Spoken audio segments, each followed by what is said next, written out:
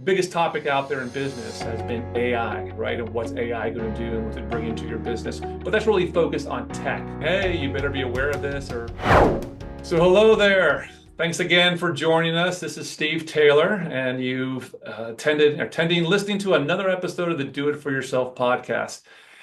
We really appreciate when you lean in here and listen to us. We hope these conversations, you're finding them helpful. We try to bring on interesting guests, interesting topics out there. And every once in a while, we don't really stay industry specific, but I will be honest, I tend to go and gravitate towards my industry and things that are happening that I know a little bit more about, that I'm seeing and I'm experiencing on the day to day. But the topic that we're talking about today really is really coming upon and over everybody.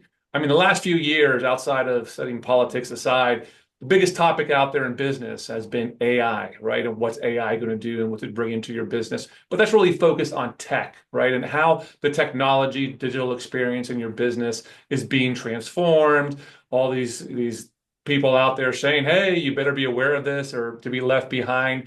And I'm really, really lucky today to be joined by a guest that really, when they started their business, he'll give us his background when they did it. And their focus was really on this aspect of it to deliver a better experience for customers, clients, employees, advisors, and all the like. So, Taylor, if you could give me a brief background on you and a little bit about your company. Well, sure. So I'm one of the two founders of Farther, and you can kind of think about Farther as a vertically integrated tech company and RIA. So we're a wealth management firm. We're different than most in that we build a lot of our own software, and we thought that that was really important because it's really the only way that you get to drive a lot more efficiency out of the parts of the job that are maybe a little less sexy than you otherwise might think about. Things like account opening and money movements and trading and rebalancing and all of these things that you ought to do as an advisor and must be done in order to run a wealth management business are often the types of tasks that get in the way of where you really create value, which is in developing client relationships and being there for your clients and when they need you. So we try and take all of that burden off of the advisors on our team, put it onto our technology, and let advisors run a little bit faster. That's awesome. So Taylor, maybe I think a little context and your background will be really helpful here. So if you can tell us a little bit about where you come from, what you were doing, and really what was happening that got you to get together with your partner and start Farther, right? And how you determined that there was this opportunity for you. Sure. So I won't bore you with too much depth, but I started my career as an investment banker and then moved quickly into strategy at Fidelity when the financial crisis claimed that bank that I worked at. Being at Fidelity and getting that really nice overview of the asset management industry at large was really I think foundational to everything else that I did. Went to business school, started a wildly different company coming out of that, but following that. I got into a fintech company in the Bay Area, focused more on the 401k advisory space. And this is really where that a lot of the thoughts that I'd had that had been percolating for a while really came to the fore when I got to talk to lots of different financial advisors who interacted with the participants in the 401ks that we managed. And everybody I seemed to talk to had a similar sort of frustration with the amount of time that they had to spend on ops and admin and all of these other tasks that kind of get in the way. And it was universal. It was wirehouse advisors, so like big banks. It was folks who had hung their own shingle, and pretty much everybody in between.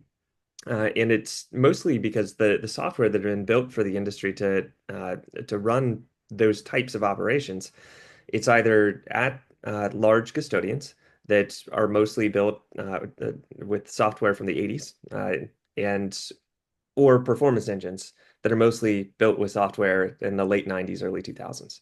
None of which is cloud native, none of which is really there to meet folks in the 2020s. So it seemed like there was an opportunity to build a wealth management firm on modern technology rails the right way that pulled a lot of the work that happens in other places into one system, and in pulling it all into one system, make it much more efficient for everybody. And so uh, I I had thought about that from an efficiency side. My co-founder, he has a phenomenal background. He's a West Point guy, did a couple tours in Iraq. Wow. Also, we crossed paths at business school, and what do you do with that background? I guess you go into wealth management at Goldman, and as an engineer by training, he started to build some of his own like growth software. So, how do I identify demand for wealth management a little bit before my competitors? And he was very successful at that, and he ended up building tools for a large portion of Goldman advisors. And we thought we could take some of the concepts that he had been developing over there on the growth side, marry it to the efficiency side that I had and pull everything together under one roof and build that single system that made sense for financial advisors in the 2020s. And that's where we are today. That's awesome. Yeah, I'll give you a quick background. My first career was that as an attorney, and I got into the wealth management space about 10 years ago. And I'll share a story in that when I was going around and trying to determine, hey, where do I go? Where do I start? Who do I start working with? I remember I sat down with a, let's call him a broker, right, at an unnamed large entity. And he gives me this story in that he says they're having issues because their system is not reporting the proper, not only the proper portfolio performance, but like assets are just getting missed and lost. And he says that his branch is determined they're not fixing it because it was going to cost $1 million to fix, and they just didn't want that to come out of their budget. So they're telling the brokers just to deal with it, right? But this is what you learn, and probably you see a lot of big companies. People think that, oh well, they have this figured out, right? They're going to put it together, but they don't. They put patches on old technology and everything out there, and just really make it worse and worse, and gets more frustrating as it goes down. So it's interesting, Taylor. If anybody, if an advisor out there, and really in the financial space, not only the wealth management, there is so much fintech out there. It's overwhelming, right? Whenever you talk to someone, I get an email every day. So, as you guys were kind of thinking about this, and you mentioned you write your own software, how did that look? How long did that take? How capital intensive was that to give people just this idea? Because I mean, trying to do what you're doing, I mean, I think most people will just say, well, forget it. Let's go find another solution, try to get it to talk to each other and not build it from the ground up. But you did it differently. Yeah, it's not necessarily recommended, but it's challenging, and I think it takes a very different skill set than what most wealth management firms end up developing. So if you think about how most wealth management firms start, often it's a lift and shift out of another institution. Mhm. So, and the first thing that you want to do there is protect your clients. Make sure that they're going to end up in a great place. You're not going to drop the service level that you're expecting. And so, in order to do that, you pick a custodian, you pick a performance and analytics software, you pick a CRM, and maybe a handful of other tools. And you hope that they integrate as well as they say that they will. They don't, by the way. And then you run your business. And by the time the dust settles and you've been running it for a year, you now have your tech stack, which is this weird term that only our industry seems to have, by the way. And but you've now got this set of technologies that you have decided on. They sort of work together, and you now have processes that you run. But it's there's a lot of context switching that ends up coming out of that. And even if you wanted to build something that was unique to you or something that made them all talk to each other a little bit better, you're talking now about IT and making your systems talk together, not development of net new. And so we saw this, this was the norm. And the way that we built our business, we did it very differently. We didn't lift and shift any clients. We started by going around to the venture capital community, PowerPoint in a dream, and raising some capital to hire some engineers. We spent a year coding before we even opened our doors.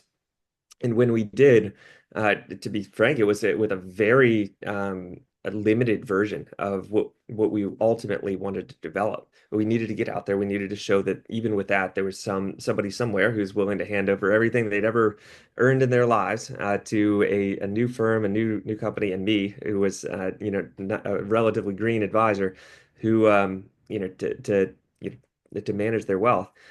Luckily, they did, and we were able to kind of build out from there, taking the feedback of the community of advisors that we first hired to sit in the seat and build a business from scratch, and then and only later began adding folks to the team who already had successful practices and books of businesses that they wanted to bring over to us and really allow themselves to run faster by not doing a lot of the work that they had been doing wherever they happened to be before. Yeah, and so I'm sure you heard a lot of the, you're talking to a lot of pain points there. So these early advisors that you got to talk to and got them to switch over, kind of what were some, you don't have to be too specific here, like what were some of the common pain points and how were you guys solving that for them at Farther, whereas, other than going anywhere else? Because there's really a lot of all the vendors out there, right? The Fintech, they're coming to us. Oh no, you get this, you get that. Like you say, your tech stack, that's going to solve it. But we all find that this continues to get frustrating. But how did you solve that? How did you solve that pain point for them? I think that in a very general sense, it was listening.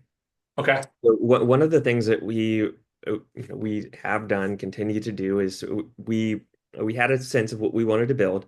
But we also listened to the advisors that are on our team, and we knew that we chose to be a vertically integrated RIA because it gave us much better access to feedback, so that we could turn around that feedback quicker into the product that we build for the advisors who are our employees, who are on our team.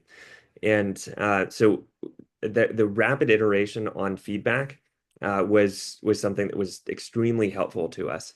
Um, if I think about the very broad pain points that we solve, I think there's two that seem to stick out. Number one is, just removing this administrative burden of running a Mhm. business. And like, let's just say that you're at your own RIA.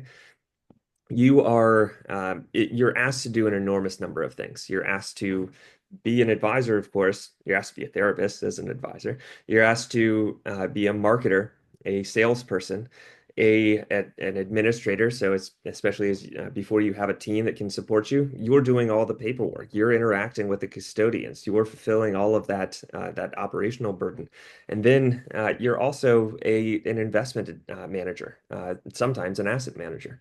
Uh, all of that on top of now you have some folks on your team.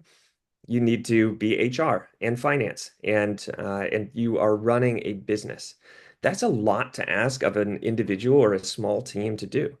And not everybody is an expert at each one of those categories. So pulling that burden off of an advisor's shoulders and letting them focus on where they really create value is the number one pain point that we solved for. The second thing that I would say is once you get that right, or once you have some sort of system that is working for you, the other pain point that seems to come up more than anything is growth. So how do you find new business? Now, maybe you can be, a phenomenal advisor, a planner, somebody who is trusted, but maybe you're not an expert at, digital marketing or marketing broadly, or sales is just not your forte or what you want to focus your time on. So we've tried to centralize a lot of some of what happens there to again let our advisors lean into where they're strongest and rely on a more centralized team where they can get a little bit of lift, where they can lean on an expert in meta advertising, for instance, to run a digital campaign that maybe they're not like the expert in. So those two categories are really where we see the pain points being solved. Got it. Got it. Yeah. So I'll tell you, a lot of different groups in the industry that want to, acquire other books and other firms and items like that. They speak a lot to those items, right? About getting you focused on what you want to do, the best and most efficiently. And I think a lot of them really what they try to sell on is their community and their people that they have there and try to help out these items for them, their back office. it seems though that when I hear stories and I talk to people that actually went and did this, it's just that they basically traded maybe what they had or weren't doing that well for really people that a lot of people they weren't doing it that much better. They weren't doing it that much differently, and they were relying on all the old same systems. They were kind of like doing it almost as poorly as them, but at greater scale, right? So, I mean, with farther as you guys were focused on the coding, and I guess, and the technology of it, how does that look a little different, right? How does that look different when you're onboarding? I mean, a lot of firms will say, well, it's the people and integrated with the technology. How does that look differently to create a more seamless item? Like, items that we're struggling with right now with people that we work with is they claim to be good technology, but it's people in there, right? People pushing those buttons, stuff like that, and they're causing all the problems. How do you now or in the future intend to get around those limitations of the people in the process? Yeah, I think you hit on something that I find very amusing is everyone I think like you can take any arbitrary large financial services firm and especially any independent firm. And they will say, we have the best technology, we have the best processes, we have a brand which nobody has ever heard of, at least as a client. And you, when you look under the hood, yeah, everybody is using the exact same four custodians, 3 or 4 custodians. Really is Fidelity, Schwab, Pershing. Everybody is using Envestnet, Orion, or Black Diamond. Everybody is using the same set of CRM providers. And then there's a long tail of maybe like other small things that I would call them feature products that maybe differentiate a little bit. But it's everybody's access to the same thing. How different can it be? And if everybody is using the same technology, that also implies that every process is roughly the same. So how different can it be? Um, we we don't. We've decided that one of the things that we can do to differentiate ourselves and to drive enduring like value as a business is insource. A lot of what tends to happen on a custodian or in a performance engine or in a proposal tool or our we built our own rebalancer that allows us to do things that say like a parametric does, but at lower costs than what a parametric does and with greater capabilities than what they do. So only by developing something of your own can you at least potentially differentiate yourself in this extraordinarily commoditized business. And that's where we lean into our technology. We lean into we have a 50-person engineering team who is there to create products for our advisor community that reduce that switching costs from going from tab to tab on your computer. It reduced that administrative burden that you walk out of a meeting and you immediately think, oh man, look at all of these different tasks that I'm going to have to do. I have to open up all these accounts, communicate all of that to the team. Well, like how can we reduce the cost of that to you so that you can focus on what's where you really want to spend your time? Yeah, I really appreciate that, Taylor. I got another funny story for you, and this is unfortunately way too recent. That we're making some changes in our business, and we're using a tool that the provider we use on our back end for right now offers to us. And my associate and I are sitting down, and we're going through the team that's supporting us on this item, right? And I promise you this, I'm not making this up. So we ask about, hey, how do you go do something? And they're like, oh, I don't really know how to do that. I guess I should go read the manual. I'm like, oh my gosh, right? Because it was an outsourced, exactly to your point, it was an outsourced solution that someone else built. They didn't really know how to do it. So they're subject to all those limitations. So that's a great point. I very much appreciate that and feeling it, right? That any business out there, it's a large investment when you have your own coders and all that stuff. You can make all the tweaks. It doesn't need to be open source or fully integrated or KPIs. You're building it. I very much appreciate that. So let me ask another question, something that's hot in our area, right? And maybe we'll put AI second, but they talk about automation, right? With all these tech and all these tools, how do you automate these things? And all these providers out there are saying, hey, listen, come in, pay us whatever you want to pay us, and we're going to take all these off the rack tools and we're going to automate them for you, right? And we're going to help you to get them to whatever the account opening, whatever the system that you want to do to automate, for these. And they sell this as, hey, if you invested there, it will be great. I mean, I'll tell you honestly, for your firm is bigger, more advisors. For a small firm like mine, I'm like, I don't need it to be automated. I need it to be right. I want to get these systems right. We're not onboarding millions of clients every year and stuff like that. So as you go through and this idea of automation, right? They say like straight through processing, items where humans don't have to look at it.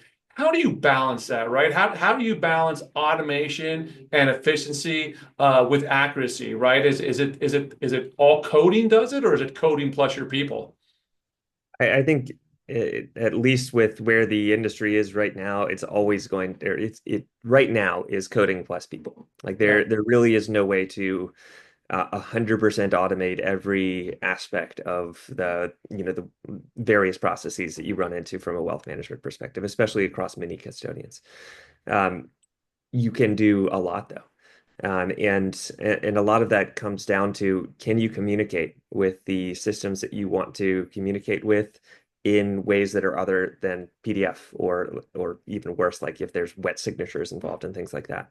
And if there are, can you lift the data out and pull that in, get it right that one first time, and then reuse it over and over again, so that you're not just filling out the exact same information on a slightly different form the next time. So that's so a lot of it is data integrity. A lot of it, and that's kind of where the foundation of everything is. And if you have data integrity, then you can start to think about, all right, well, how can we communicate with the service providers that we need to interact with, the custodians, for instance, in a way that is understandable to them and in whatever way they prefer, but on our side is as automated as possible. And inevitably, you get something that is not in good order from their right. side. So they'll return it to you, and like sometimes it was fine, and you just resubmit it in the same way. And it's okay. Otherwise, other times maybe there's a fat-fingered wrong digit in a social security number. Who knows? The fact is that that's where right now people are still critical. Like you just can't get around that kind of second look and dealing with those kind of one-offs that are turned out of that interaction there. Over time, I think you mentioned AI at the very beginning of the call. I think that's where AI can play a bigger and bigger role. A lot of it is very routine work, and a lot of it is uh, it really is still just data exchange. And if you can take bits and pieces of that, off the plate of your operations team, then you can you can elevate them and allow that team to focus on higher value add activities. And over time, I think that is that's imminently assailable. We see a lot of opportunity on that side for sure. And how are you guys, implementing that right now, right? Or maybe how are you thinking about it? Right? Because everybody comes out. I mean, the biggest thing in our industry, it's interesting, the AI note takers, right? All those that are out there. But I mean, I don't know if you probably have the same idea as me, but all of those companies are about to be put out of business because the CRMs are doing their own note taker. So like overnight, right? It's going to be like Uber, bye bye taxi cabs. They're going to be put out of business because they tried to get ahead of it, but so many of them came out there. But how are you guys? When you talk about that, you have it from the ground up, you have your own coders. That efficiency, that accuracy. How are you? Are you implementing AI right now? How are you thinking about AI? Is it still, too early to know, or what's your guys' thoughts on that? Oh yeah, no, we think about it all the time, and I think there's an awful lot of opportunities kind of across the kind of surface area of wealth management that you can build tools for. I'll just call out a couple. I think you mentioned the AI note takers. What's really interesting about large language models and is that if you expose them to an awful lot of data, and we collect an awful lot of data on our clients, on interactions, on trades that happen. Think about all of the data that would flow in about a set of clients and advisors and everything else. Um, you can make all that queryable. And so, we build tools to do that. And that's here's an interesting example that I particularly like. When our rebalancer makes a trade, so we have a tax optimizer. It looks at all sorts of different ways to trade a security, to capture a capital loss, and where to buy other securities using asset location. All of this drives us extra after-tax return to clients, but sometimes it's opaque as to why a trade happened or what. So you can query our rebalancer and ask it, and it'll return like here's why we made this trade, and why it makes sense. So it's just kind of a neat thing like that. Um, I think you're going to see more and more like advisor co-pilot tools like that, but you must expose your own data to that. Like the CRM side is interesting, but like you said, kind of fundamentally limited to just the CRM. Mhm. I would say the other areas that we think about how can AI be applied is in efficiency, is in automation, and there's lots of really like there's lots of automation that you can build that relies on heuristics. If this then that. But there's also really great optical technology to pull in data from a PDF or a statement and like turn that into something that's structured that you can then use to build a client portfolio. So you can think about that from an advisor's perspective. Think about the same sorts of things from an operations person's perspective. So we see a lot of opportunity kind of across the job spectrum at a wealth management firm to automate and again to elevate the advisor to spend more time where it matters, to the operations team member to spend more time where they can drive excess value and be proactive to their advisor partners. Yeah, that's really, really interesting, Kelly. That makes a lot of sense, right? When you go in there and you query, as long as you have all that data, it's going to go find everything and give you a somewhat reasonable answer. But when you have it partitioned out into different operating systems and softwares, how can it do it? Even if you have little things trying to communicate back and forth, how does it know where to get? So that's a really, really interesting point, and it makes a lot of sense. So, as you've done this and as you've built this, from the ground up, and this is something that, I like to ask many of my founders and business owners. It's interesting because you're the founder, but this is a really interesting, I think, area, like a subject matter expert. But as you look back now, right, and how old is Father Taylor? I don't know. We're just over 6 years. 6 years. Okay. So sitting where you're at now and knowing what you know now about doing this, if you had to kind of go back in time and ask Taylor from about 6 years ago and tell him, hey, Taylor, listen, man, watch out for X, right? This is going to cause you so much grief, so much headache. Maybe learn from my lesson. In this experience, this really cool experience, what would you go back and tell yourself? So I think that we were one of the things that I don't know if we would have done anything different is the funny thing, but but one of the hurdles that we ran into was just uh,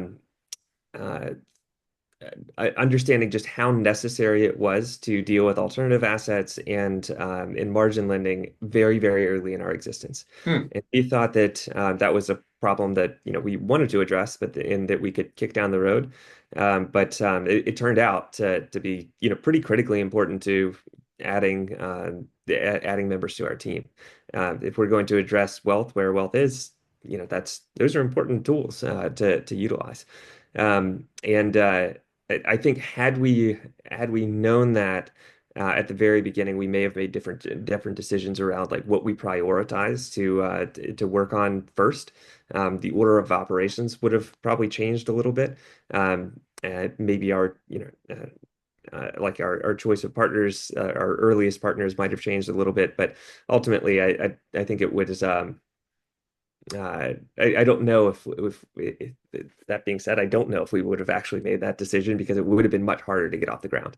Yeah, yeah, really interesting. Where that's you think you do all your feedback and all your research, and then something, wow, this is once you start doing it is really different. And then let me do a separate aspect to it for not about looking back, but looking forward, right? And as you grow, and as you and I mean, I would, and maybe you'll tell me differently. There's probably going to be a need to integrate with other providers out there, right? Because you can't do everything, right? You're not going to necessarily be a lender in items like that. So as you guys, how you're built in this kind of unique way, you've done all your code. When you look to partner with other firms, what's like we say, there's all that fintech out there. What for a firm like yours that is so unique and I'm not going to say protective of your information, but doing it your certain way. What's important that those other partners, what similar characteristics or what kind of characteristics do they need to have to be like a good partner for you guys? Yeah. So first, I think we look to to partners when it's not something that we want to build ourselves. That's first. It kind of makes it sounds obvious, but like Yeah, that is kind of an important distinction. When we so things that we don't want to do, we don't really want to manufacture other types of financial products. There are like we're not going to be a balance sheet lender. So we need, private bank partners and, other lending partners. We're not going to be an insurance carrier. We need partners on that side to handle, bespoke private placement life insurance. We're just not going to build that. So we look for really great partners in each of these financial product areas that you want to be exposed to, that are tools to utilize for your clients, that are just not necessarily going to be that we would rather be in the middle and have a number of our partners compete for the business of our clients and drive down prices for our clients than be manufacturers of those ourselves. I think that works out better for everybody. And then if that's the case, then we look at, well, who's more tech forward? Who can communicate to us in the way that we would prefer to work with somebody? And who's able to share information over API as opposed to, pass paper back and forth? Like that's a pretty important aspect of partnership to us as well. yeah, yeah. I assume that would be the case. Well, Taylor, listen, man, I really appreciate your time. This has been really interesting. We'll put all the information out there on farther for what you guys are doing. As we conclude here, any particular things you'd want to put out there to the listeners, or there's other financial advisors out there talking a little bit more about farther or anything else? Oh, I think hopefully you got the sense that we're building a wealth management and just institution for advisors who want a little bit more freedom, a little bit more time back to themselves to run their business as they want, but with a really great team, technology, et cetera, to lean on. And so if that's interesting to you, give us a holler, and we'll be happy to talk. Thanks so much, Taylor. Cool, thank you.